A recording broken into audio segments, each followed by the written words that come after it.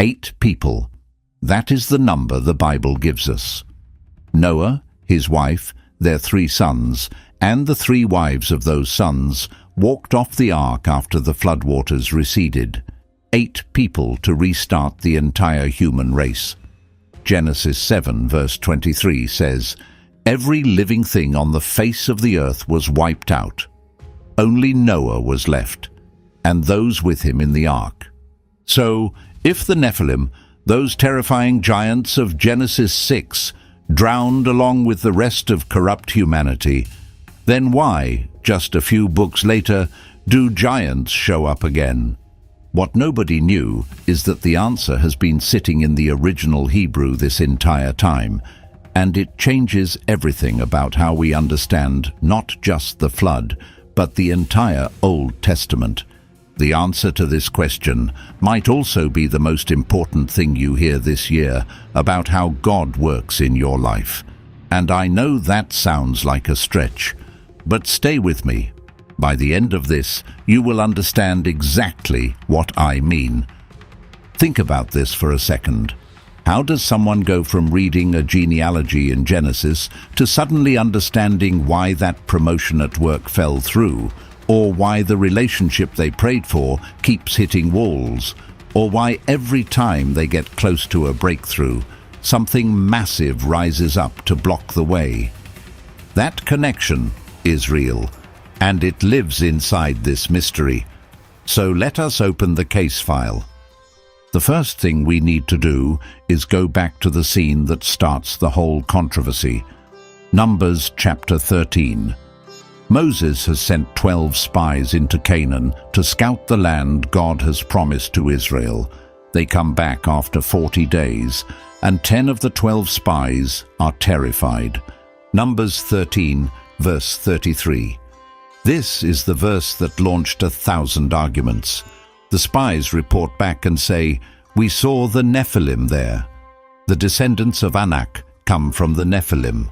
We seemed like grasshoppers in our own eyes, and we looked the same to them." Now hold that verse in your mind and put it next to Genesis 7:23. Every living thing wiped out, only Noah left. You see the problem. The math does not work. If the Nephilim were destroyed in the flood, they cannot be in Canaan hundreds of years later. So either the flood did not kill them all, or the spies were lying, or something else entirely is going on. And I need you to pay attention to this next detail, because it explains everything. If you are reading this in English, you probably see the word giants and assume every instance is talking about the same thing. One type of creature, one origin story, one simple category. That is what the English translation gives us. But the Hebrew tells a completely different story. Open the original Hebrew text of the Old Testament, and you will find not one, but 6 distinct words that English Bibles flatten into that single word, giants. And each word has a different root, a different meaning, and points to a different origin. This is where the detective case really begins. The first word, and the one that gets the most attention, is Nephilim. In Hebrew, it is spelled Nun Pelamd Yod Mem, and the root of this word is Naphal, which means to fall. The Nephilim are literally the fallen ones, not the tall ones, not the big ones, the fallen ones. This matters more than you think. The word itself is a theological statement, not a physical description. When Genesis 6 calls these beings Nephilim, it is making a claim about their nature, their origin, and their spiritual status. They fell, or they were the offspring of those who fell. Now the second word, Rephaim. This one appears all over the Old Testament, from Genesis to Isaiah to the Psalms. The root is Rapha, and depending on the context, it can mean shades, spirits of the dead, or the healers. In Isaiah 14 and Isaiah 26, the Rephaim are described not as living giants walking around on earth, but as inhabitants of Sheol, the realm of the dead. Read that again. The Hebrew word most often translated as giants in the post-flood narrative literally refers to shades of the dead in prophetic literature. The third word is Anakim. This comes from the root Anak, meaning long-necked or those who wear neck chains. The Anakim were a specific clan, descended from a man named Anak, who was himself descended from Arba, the founder of the city of Kiriath Arba, which later became Hebron. These are real historical people with a traceable genealogy. The Bible gives us their family tree. The fourth word is Gibborim. This appears in Genesis 6, verse 4, right alongside Nephilim. The Gibborim were mighty men, warriors of renown. The root is Gabber, meaning to be strong or to prevail. In other parts of the Old Testament, this same word is used to describe David's elite soldiers. It is not necessarily a supernatural term at all. It can simply mean powerful warriors. The fifth word is Emim. Deuteronomy 2, verse 10 tells us the Emim formerly lived in the territory that Moab would later occupy. The name means the dreaded ones, or the terrors. They were described as a great and numerous people, as tall as the Anakim. And the sixth word is Zamzummim. Deuteronomy 2, verse 20 says the Ammonites called the Rephaim by this name. Zamzummim comes from a root meaning to murmur or to plot. Some scholars translate it as the schemers. 6 different words, 6 different roots, 6 different implications. And here is the part that should stop you in your tracks. The English Bible translates most of these as giants, all of them, as if they are the same thing, as if a being called the Fallen One, and a being called the Schemer, and a being called the Shade of the Dead, are all just big, tall people. They are not. And this is where most YouTube videos on this topic get it wrong. They treat giants as a single category, and then try to explain how that one category survived the flood. But the Hebrew is telling us something far more complicated and far more interesting. These are not all the same beings, and they do not all have the same origin. So now let us go back to the beginning and look at what actually happened before the flood. Genesis 6, verses 1 through 4. This is one of the most debated passages in the entire Bible, and for good reason. When human beings began to increase in number on the earth, and daughters were born to them, the sons of God saw that the daughters of humans were beautiful, and they married any of them they chose. The sons of God. In Hebrew, Bene Ha-Elohim. This exact phrase appears in only a handful of places in the Old Testament. Job 1, verse 6, Job 2, verse 1, Job 38, verse 7. And in every single one of those passages in Job, the Bene Ha-Elohim are clearly celestial beings, angels, members of the divine council. Now, there are Christians who argue that sons of God here means the godly line of Seth, and daughters of men means the ungodly line of Cain. That is a legitimate interpretation, and it has been held by serious theologians for centuries. But the Hebrew itself, and the way this exact phrase is used everywhere else in the Old Testament, points strongly toward celestial beings crossing a boundary they were never meant to cross. And if you are wondering whether the ancient Jewish world actually believed this, the answer is overwhelming. The Book of Enoch, a text written roughly 2 to 3 centuries before Jesus and widely read by Jewish communities throughout the Second Temple period, tells this story in vivid detail. First, Enoch calls these celestial beings the Watchers, angels assigned to observe humanity, who instead abandoned their station and descended to Mount Hermon in the northern reaches of ancient Israel. According to Enoch, they swore an oath together on that mountain, binding themselves to a plan they knew was forbidden. Now, the Book of Enoch is not in most Protestant or Catholic Bibles, but it is in the Ethiopian Orthodox Bible, where it has been considered scripture for over 1,500 years. And early church fathers like Tertullian, Justin Martyr, and Irenaeus all referenced Enoch as if it were authoritative. The New Testament letter of Jude, verse 14, directly quotes 1 Enoch by name. So this was not a fringe text. For centuries, this was the mainstream understanding of Genesis 6. Why does this matter for our investigation? Because it tells us how the people closest to the original Hebrew text understood the Bene Ha-Elohim. They did not read Sons of God and think of Seth's descendants. They read it and thought of watchers, fallen celestial beings who crossed a line, produced the Nephilim, and triggered a divine judgment so severe that it drowned an entire world. That is the backdrop. That is the pre-flood world Genesis is describing. And once you see it through that lens, the flood stops being just a story about rain. It becomes a targeted reset of a creation that had been genetically and spiritually compromised at its core. And the result of that crossing, Genesis 6, verse 4. The Nephilim were on the earth in those days, and also afterward, when the sons of God came in to the daughters of man, and they bore children to them. These were the mighty men, the Gibborim, who were of old, men of renown. This is the pre-flood world, the Nephilim, the fallen ones, and the Gibborim, the mighty warriors, existing as the product of a boundary violation between the spiritual realm and the human realm. So, God sends the flood, and according to the text, everything is destroyed.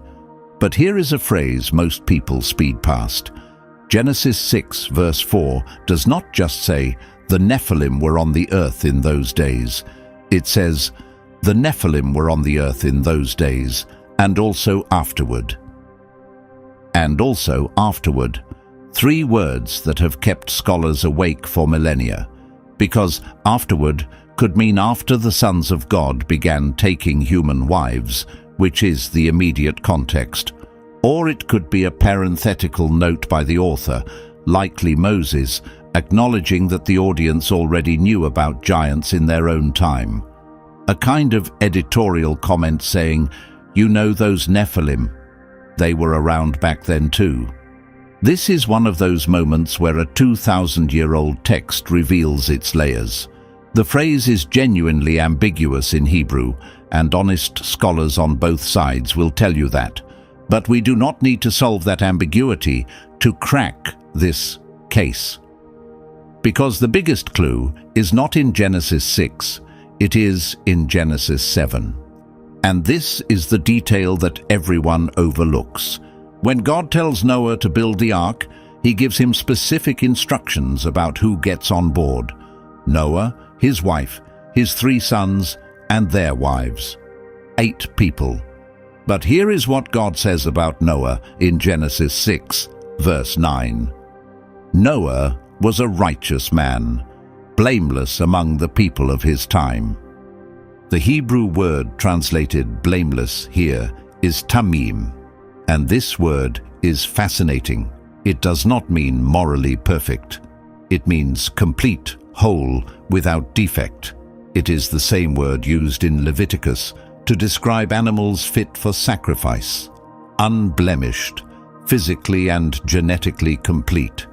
Some scholars, and this is a minority view but a serious one, believe that tamim here is describing Noah's genetic purity, that Noah was chosen not only because he was righteous in his behavior, but because his bloodline had not been corrupted by the Nephilim interbreeding described in the verses right before.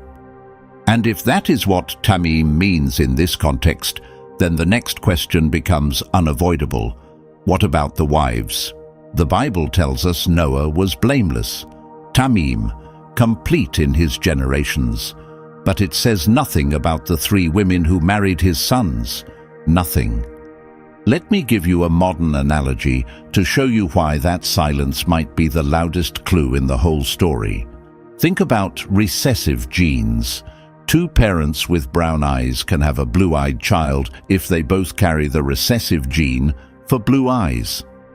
The trait is invisible in the parents but present in their DNA, waiting for the right combination to express itself.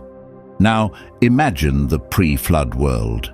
If the Nephilim bloodline, this corrupted hybrid lineage, had been interbreeding with humanity for generations, it is entirely possible that the genetic markers for unusual size and strength could exist as recessive traits in women who appeared completely normal, women who might even have been considered good matches for Noah's sons.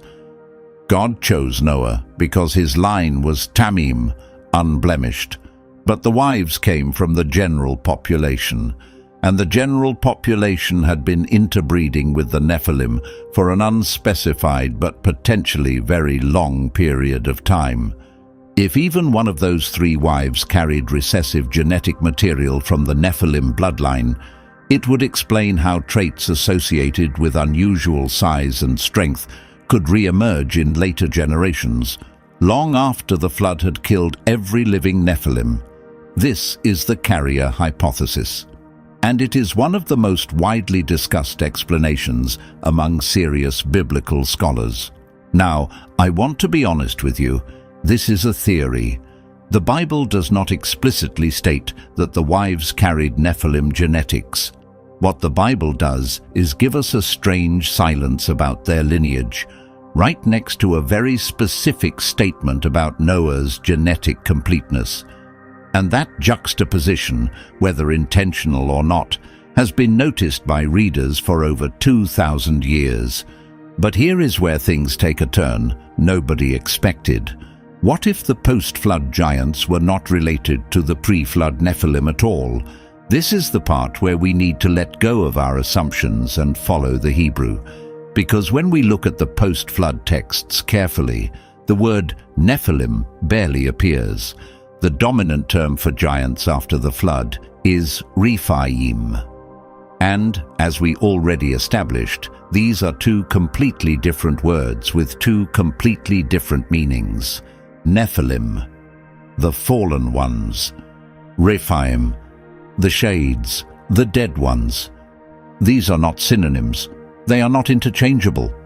And the fact that English Bibles treat them as the same word is one of the great translation tragedies of biblical scholarship. The only post-flood appearance of the actual word Nephilim is that single verse in Numbers 13:33, the spies report. And this is where things get really interesting, because there is a massive clue in the text that most people miss. Go back and read Numbers 13 carefully. The 12 spies go into Canaan. They come back. 10 of them give a bad report. 2 of them, Joshua and Caleb, give a good report. And the text itself, the narrator, tells us in verse 32 that the 10 spies spread a bad report. The Hebrew word used is dibba, which means slander, defamation, an evil report. The narrator is telling us, before the spies even open their mouths, that what they are about to say is unreliable. But verse 33 is where the spies claim they saw the Nephilim. Remember, the text just told us this is a slanderous report. These are terrified men trying to convince an entire nation not to enter the promised land. They're exaggerating. They are fear-mongering. We seemed like grasshoppers to ourselves is not sober military intelligence. It is panic. So were there actually Nephilim in Canaan?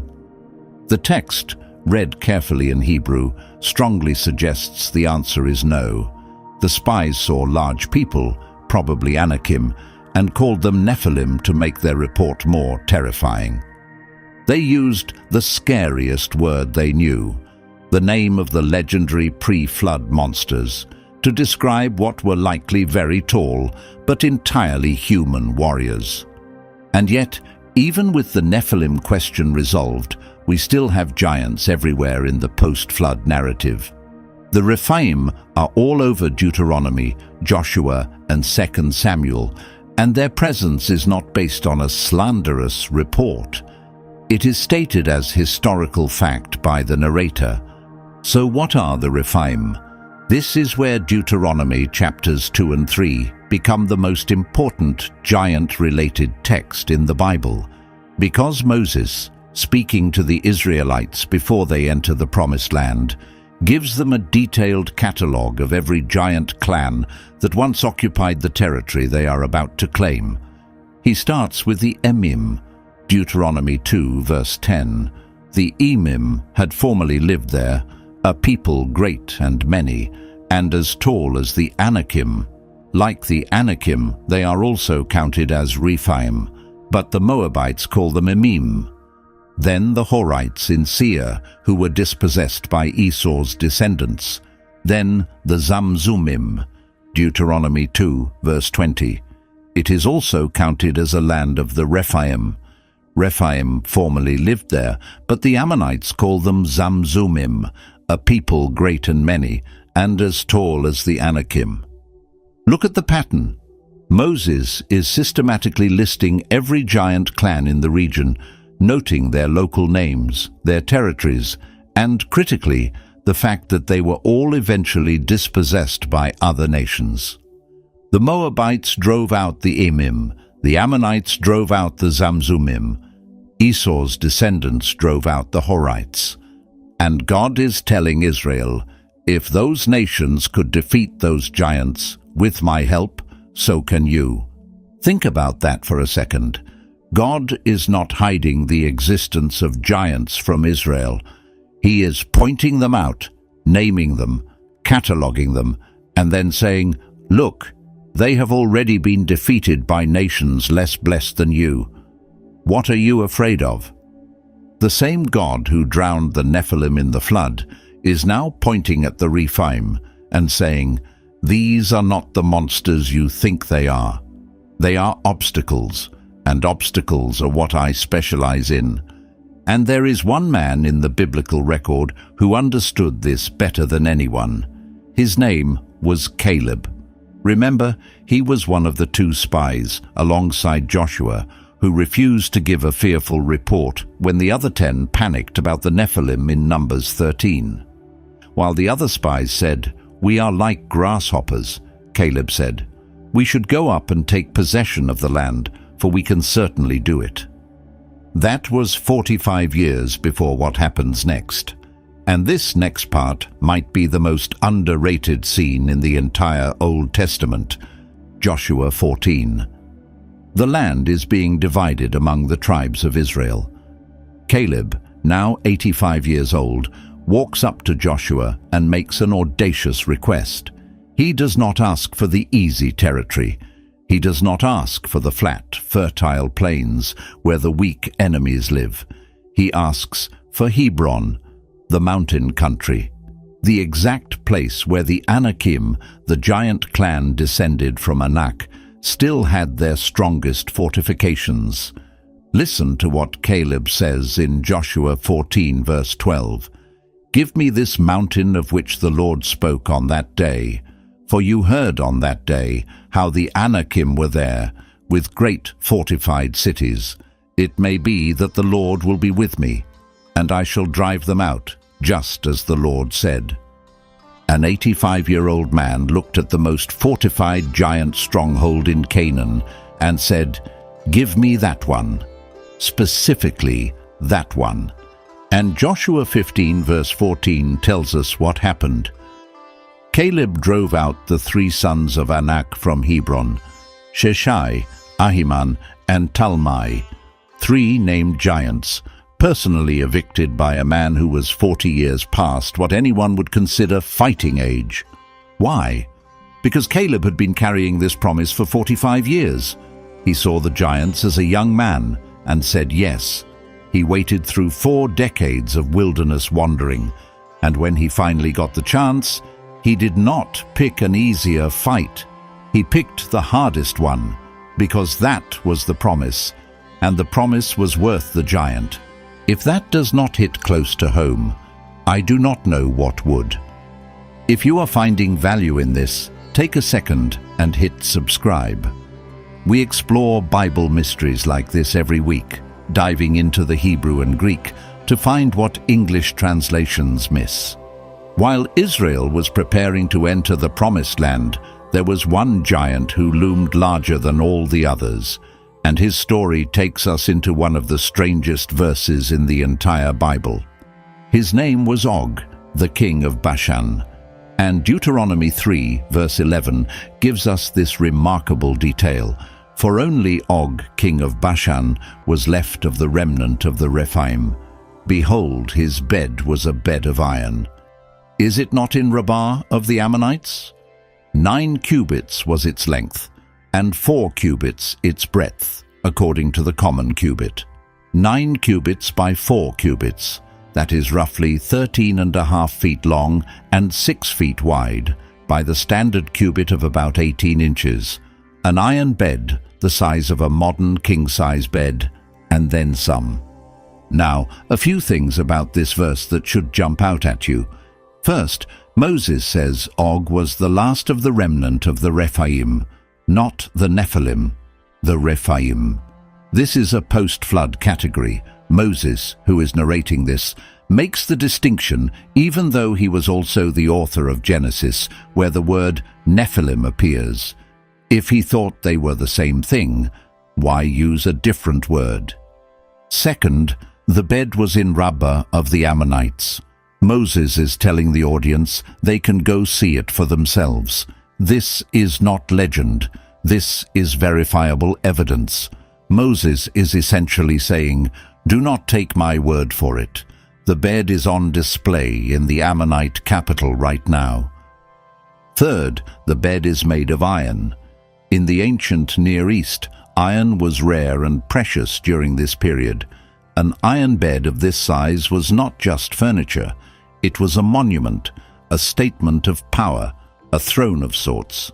Og was making a visual claim to dominance through the sheer scale of his possessions, and God tells Moses to defeat him. Numbers 21, verse 34.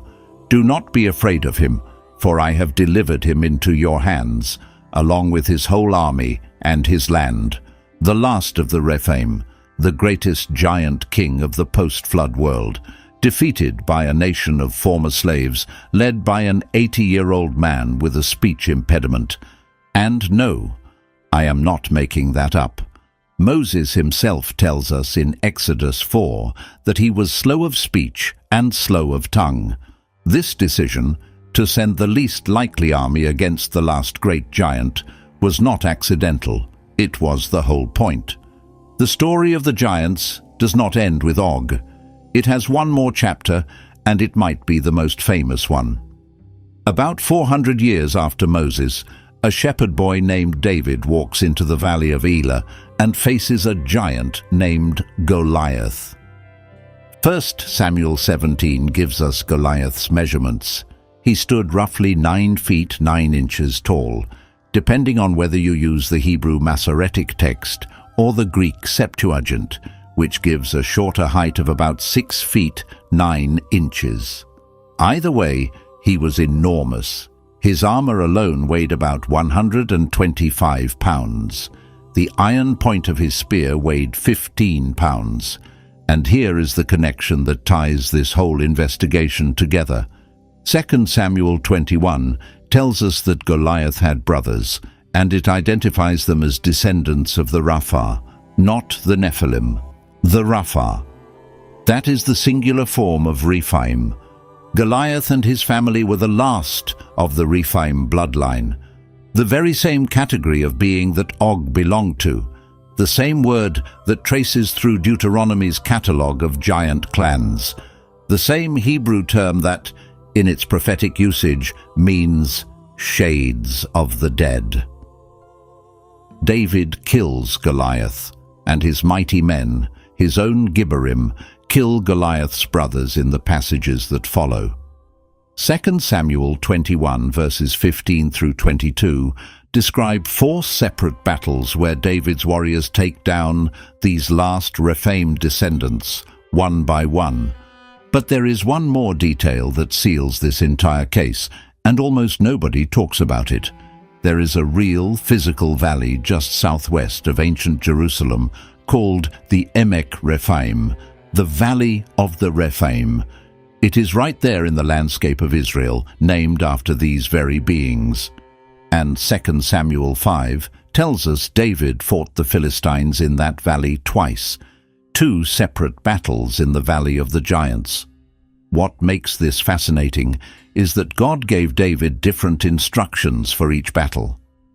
The first time, in verse 19, God said, "Go straight up and attack." The second time, in verse 23, God said, "Do not go straight up. Circle around behind them and wait for the sound of marching in the tops of the balsam trees." Marching in the tops of the trees. That is one of the most mysterious tactical commands in the entire Bible. Some scholars believe God was telling David to wait for the sound of angelic armies moving above the battlefield before advancing. But here is the practical lesson buried in the story. God did not give David a formula. He gave him a relationship. The strategy that worked the first time was wrong for the second time. David had to go back and ask again. The giants were in the same valley, but the approach had to change. And that applies to every giant you will ever face. What worked against your last obstacle might not work against this one. The constant is not the method. The constant is the source you go back to for instructions. And then they are gone. After 2 Samuel 21, giants never appear in the biblical narrative again. The Rephaim are finished. The Anakim are absorbed. The Emim and the Zamzumim are distant memories. The entire phenomenon of giant clans in the Promised Land is over. So let us pull back and look at the whole case file now. What have we actually discovered? First, the English word giants hides 6 different Hebrew words with 6 different meanings: Nephilim, Rephaim, Anakim, Gibborim, Emim, and Zamzumim. Treating them as interchangeable creates a false contradiction. Second, the actual word Nephilim, the fallen ones, appears only twice in the Hebrew Bible: Genesis 6, before the flood, and Numbers 13, in a report the narrator explicitly labels as slanderous. Every other post-flood reference to giants uses different Hebrew terms, primarily Rephaim. Third, the Rephaim may represent an entirely different phenomenon from the Nephilim.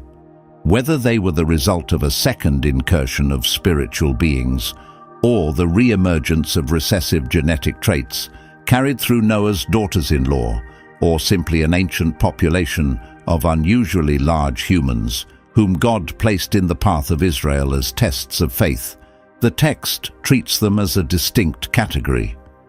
Fourth, and this is the detail that ties everything together, the Rephaim appear almost exclusively in the territory God promised to Israel. The Emim were in the land the Moabites would claim. The Zamzumim were in the land the Ammonites would claim. The Anakim were in the land Israel would claim. Og ruled Bashan, which was part of the Promised Land.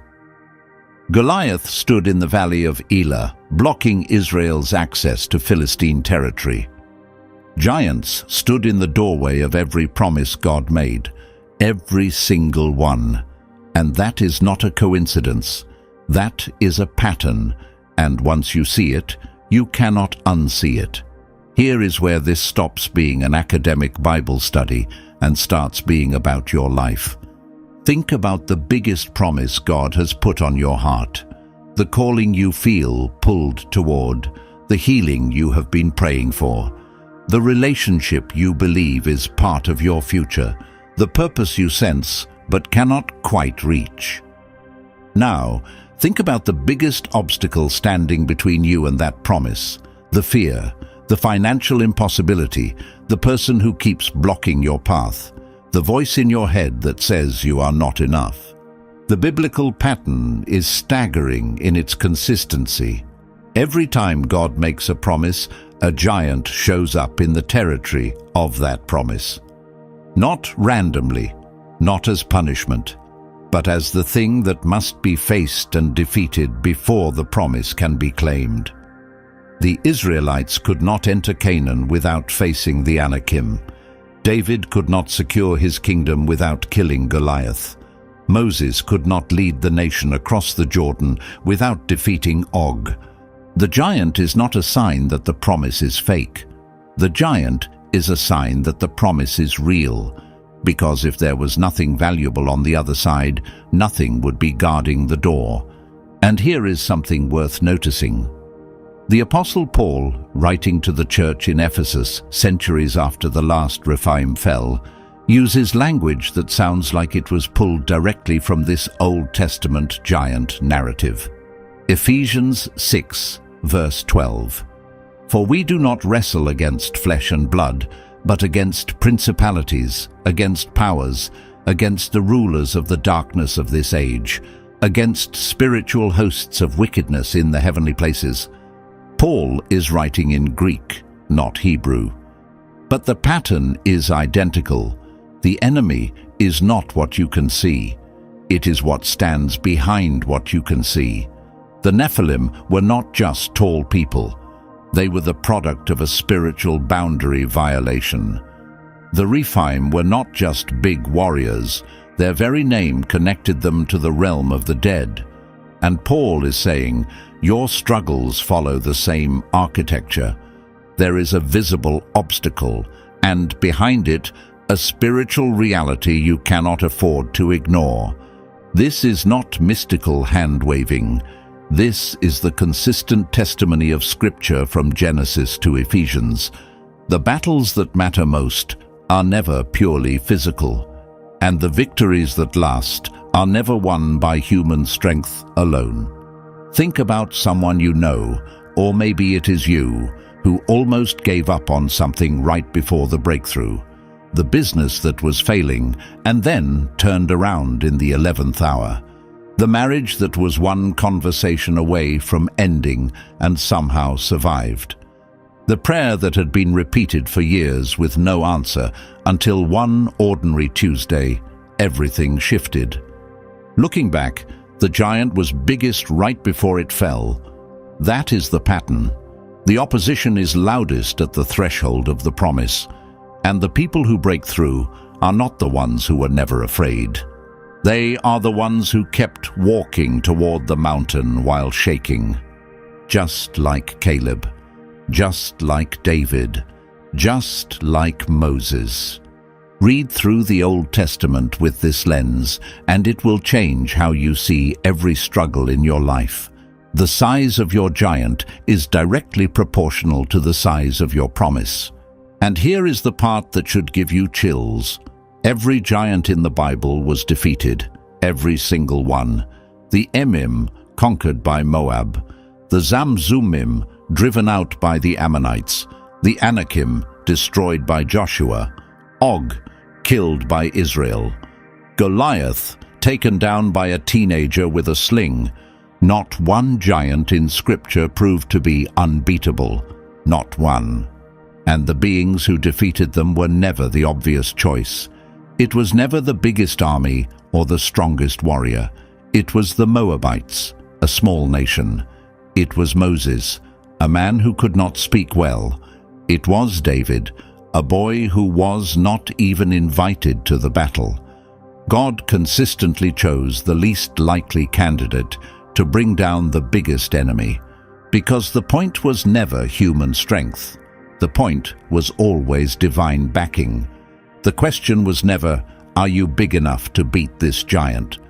The question was always, do you trust that God is? The Hebrew word for Rephaim, those post-flood giants, comes from a root that can mean the dead ones or the shades. And there is a profound irony in that meaning. The very beings who seemed the most terrifyingly alive, the most physically overwhelming, the most impossible to overcome, were carrying a name that meant death and shadow. They looked invincible. Their name said otherwise. Your giants look invincible too. The diagnosis that terrifies you, the debt that feels impossible, the dream that everyone around you says is unrealistic. They look like Goliath. They feel like Og. They tower over you like the Anakim. But their name, if you could read it in the original language, would tell a different story. They are shades. They are shadows of something that has already been defeated. That is what the post-flood giants teach us. Not just where they came from, but where they went. Every single one of them was removed from the land God promised to his people, and the ones who removed them were the least powerful people in the room. So back to the original question. If only Noah's family survived the flood, where did the post-flood giants come from? The honest answer is that the Bible gives us clues, not a complete explanation. The carrier hypothesis through Noah's daughters-in-law is possible. A second incursion of spiritual beings is possible.